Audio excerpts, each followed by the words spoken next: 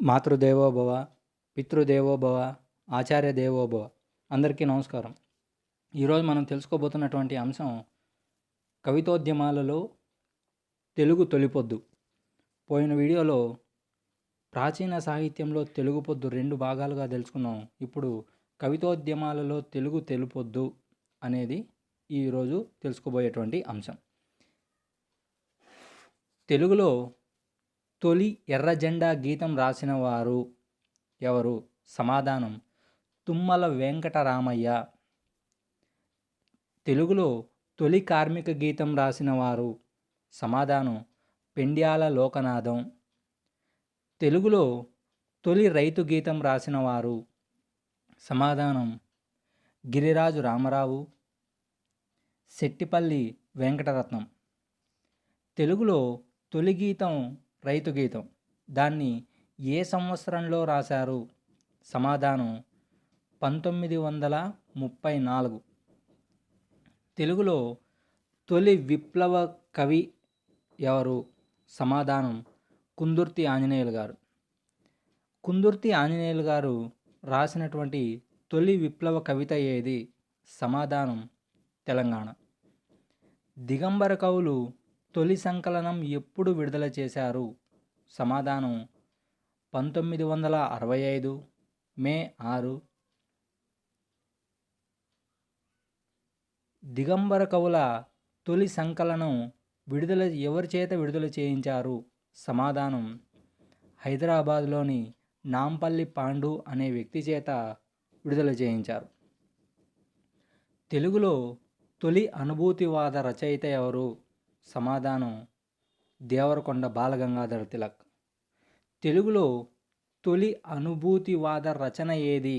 సమాధానం అమృతం కురిసిన రాత్రి. తెలుగు సాహిత్యంలో భావకవిత్వంలో తొలి కావ్యం ఏది? సమాధానం తృణకంకణం. ఈ తృణకంకణాన్ని రచించినటువంటి కవి ఎవరు? సమాధానం రాయప్రోలు సుబ్బారావు.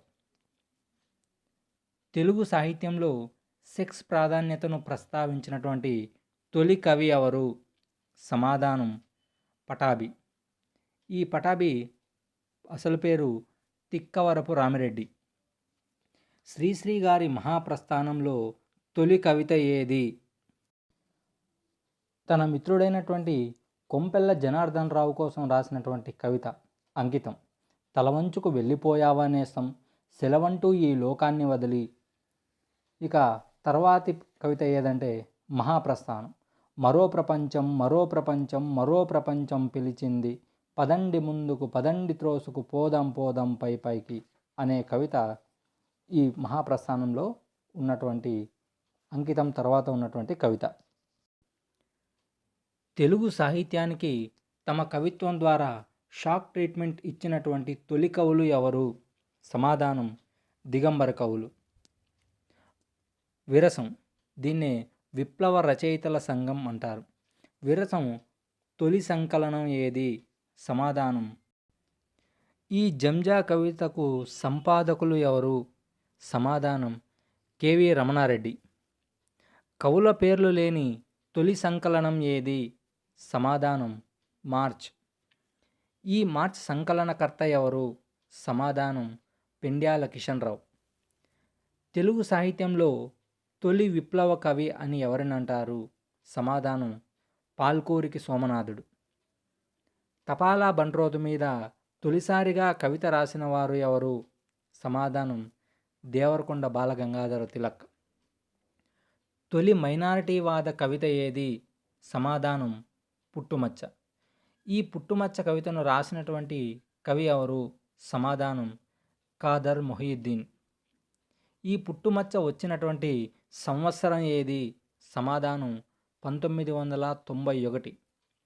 తొలి మైనారిటీవాద సంకలనం ఏది? సమాధానం వతన్. వతన్ సంకలనకర్త ఎవరు? సమాధానం స్కైబాబా. తొలి మైనారిటీవాద కవితా సంకలనం ఏది? సమాధానం జల్జల. ఈ జల్జల కవితను రాసింది ఎవరు? సమాధానం అప్సర్. ఈ జల్జల కవిత వచ్చినటువంటి సంవత్సరం ఏది? సమాధానం 1992. తొలి తెలంగాణ ముస్లింవాద సంకలనం ఏది? సమాధానం జల్జల. తొలి మైనారిటీవాద నవల ఏది? సమాధానం వెండిమేఘం. తొలి ముస్లింవాద సంకలనం ఏది? సమాధానం జిహాద్.